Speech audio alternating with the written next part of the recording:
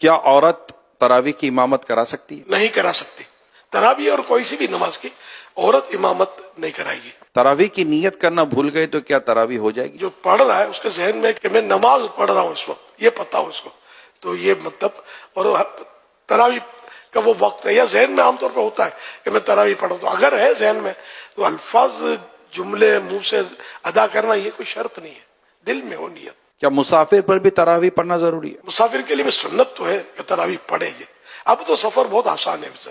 کیا تراویح میں ہر 2 رکعت کے بعد جو بیٹھتے ہیں وہ فرض ہے؟ 4 رکعت کے بعد بیٹھنا مستحب ہے، اور نہیں بیٹھا تو کوئی گناہ نہیں ہے.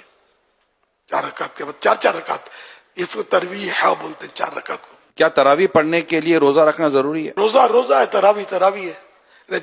کسی کو کسی عذر کی وجہ سے روزہ قضا کرنے کی اجازت مل بھی گئی، لیکن پھر بھی تراویح اس کے لیے باقی ہے. جو سنت موقع ہے اور وہ ادا کرنے کی طاقت ہے، اور کوئی یہاں بھی رکاوٹ ایسی نہیں ہے، تو تراویح تو اس کو پڑھنی ہے.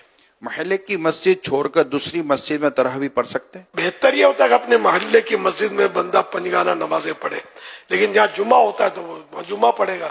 تو اگر تراویح اس طرح کسی اور مسجد میں جا کے پڑھے تو کوئی گناہ نہیں ہے. عشاء کی نماز سے پہلے تراویح پڑھ لی تو کیا ہو جائے گی؟ عشاء کے فرض کے بعد ہی تراویح کا ٹائم شروع ہوگا، اس سے پہلے نہیں ہوگی. عشاء کی جماعت مسجد میں ہو گئی تو کیا وہ تراویح کی جماعت پڑھ سکتا ہے؟ مسئلہ یہ ہے کہ عشاء کے فرض نہیں ملے تو تراویح تو پڑھ سکتا ہے با جماعت.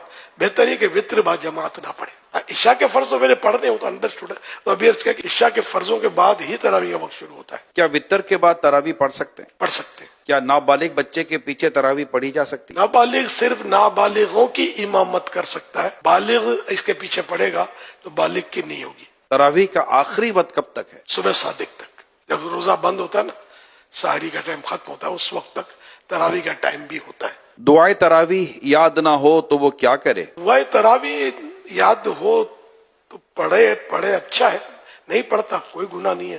درود شریف پڑھے اس وقت، کوئی بھی ذکر و اذکار کرے.